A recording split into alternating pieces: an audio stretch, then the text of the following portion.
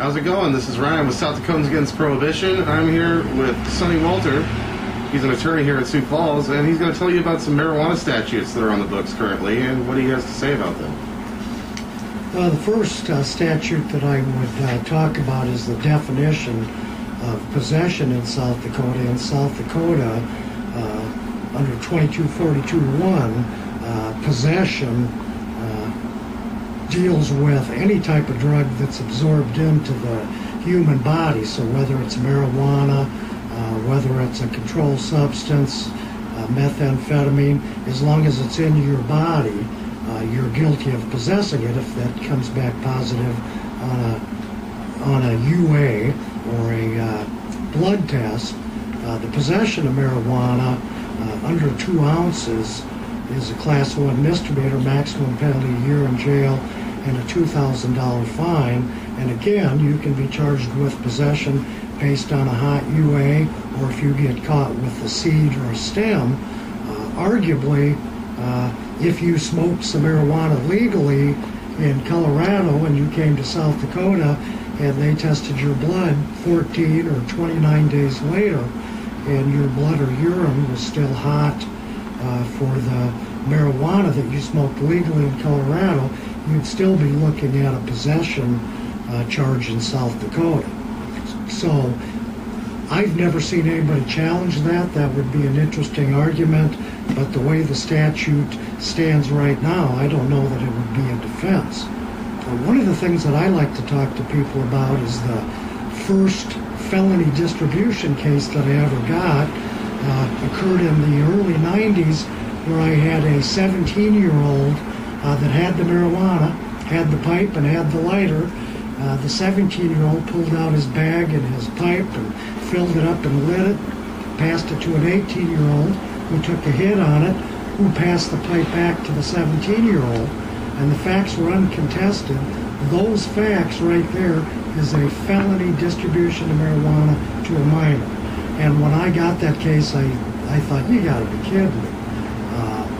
But that is a felony, and I like young people, especially high school students that may be 18 and may have a 17-year-old friend, to realize that that simple act of sharing some marijuana could end up being a Class 5 felony.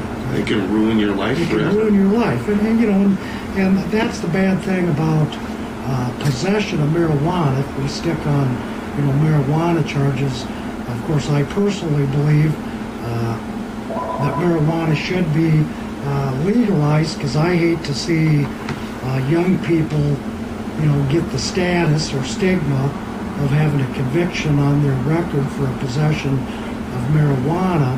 It's like I told you on the phone.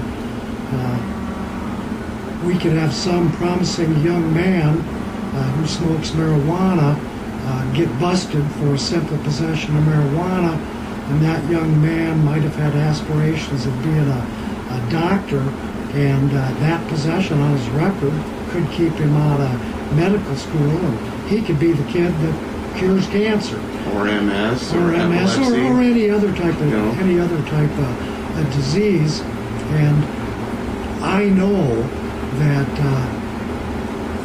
a lot of kids, a lot of high school kids, good kids, smoke marijuana, and that's one of the reasons why I think it should be legalized.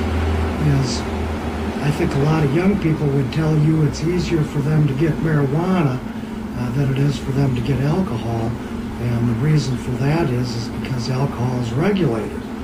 And I know, as a person old enough to get alcohol, that if I purchase some alcohol for an underage person, there could be ramifications for that, like we saw in the news here not too long ago, where an adult bought alcohol for a young person, and there ended up being a car accident and 2 people were killed.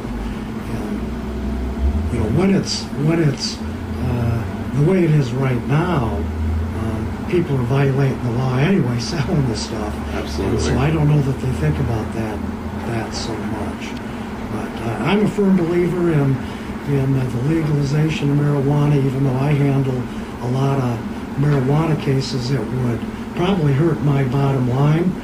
But in my opinion, I think it's more important not to get these kids with a criminal record. And I read to you over the phone a statement made by our United States Attorney, Eric Holder, that I think he, also looks at this similar to the way I look at it, is that there's a lot of good kids that judges have to put in jail because it's against the law. And it is against the law in South Dakota, and I don't think that there would be a lot of judges or state's attorneys that would maybe pound the podium to see the law change. But when the law is what the law is, judges and state's attorneys have to uphold the law, and cops have to arrest people for it. And that's why we've said you can't hate on the police, you can't hate on the judges. They're just doing their job. Now, if we can change the mind of the legislature that writes that law, then we have won. It's not any different than a food worker who has to put together a sandwich to specs. You can't put that extra patty on, or you're breaking the law of the company, the standard.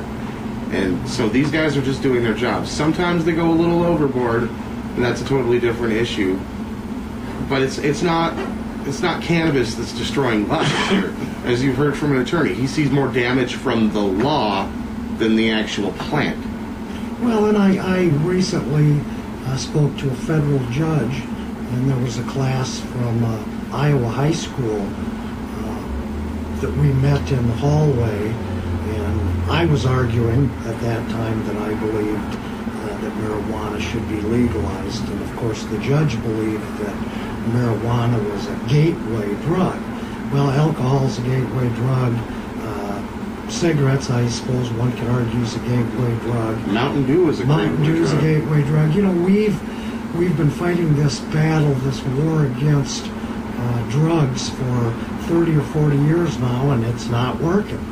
And I will congratulate Governor Dugard, who recently passed a number of legislative measures that were introduced in a bill called House Bill 70, and I think that we're going in the right direction, looking at whether it's alcohol or drug users.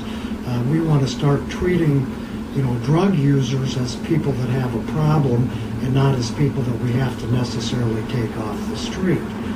I am the attorney for the inmates in the prisons in Sioux Falls, Springfield, and Yankton, and I see a lot of good people, in my estimation, that are in prison for drug use, not drug sales, and they were taken away from their family, they were taken away from their jobs, and now when they get out of prison, maybe their family won't be there, their jobs won't be there, they won't have a place to stay, and what do you expect them to do, at that point in time? And to get a good job, they do a background check, and if you're flagged as a drug guy, they're like, no thanks, we'll go to the next candidate. And I understand, I understand the arguments against legalization of marijuana, let's say for medical purposes. You could have a lot of people coming in to their doctor saying, boy, doctor, I'm nauseous, or doctor, I have back pain.